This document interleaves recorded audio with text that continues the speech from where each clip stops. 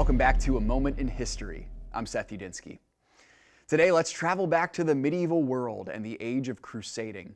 The Crusades were some of the most epic battles in world history, pitting Christians and Muslims against one another for ultimate supremacy over the Holy Lands of Israel.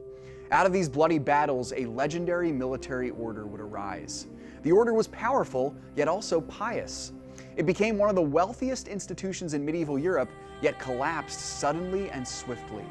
Let's discover the epic story of the Knights of the Temple of Solomon, also known as the Knights Templar. Named after the location of their foundation at the Temple Mount in Old City, Jerusalem, the order was created to be a unique blend of fierce warrior and pious monk. Founded by French knight Hugh of Payenne in 1119, the order's main purpose was to protect Christian pilgrims traveling in the Holy Land through heavily occupied Muslim country. In 1129, the order was institutionalized and recognized by the Catholic Church at the Council of Troyes. The Knights Templar were set apart from the pious and often prideful medieval knights that existed during this time.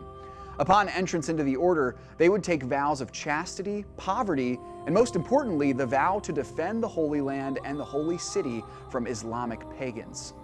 One could argue that the Kingdom of Jerusalem survived for as long as it did because of the presence of the Templars. They would prove to be the most formidable offensive weapon against the Turks in Palestine, but they could not ultimately hold on to the Holy Land.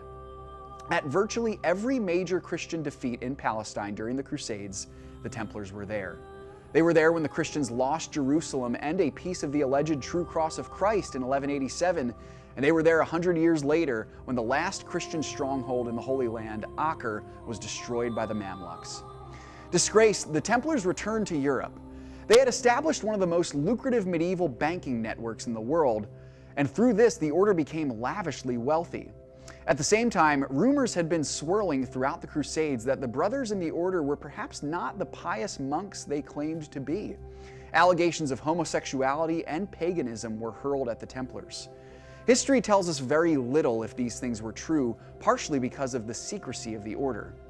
These things did give French King Philip the Fair a perfect opportunity to strike.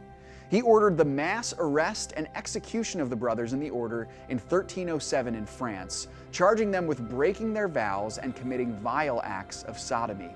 The Templars were excommunicated and many of them executed, culminating with the execution of their last Grand Master, James of Molay, in 1314. We don't know what happened to the fate of the Templars. Some say a group of them escaped the mass execution and went to Scotland, while others say they traveled to the New World and took on a new name, the Freemasons. We will never know. But either way, this band of warrior monks will go down as one of the most epic military orders in the world. Thanks so much for joining me once again for A Moment in History.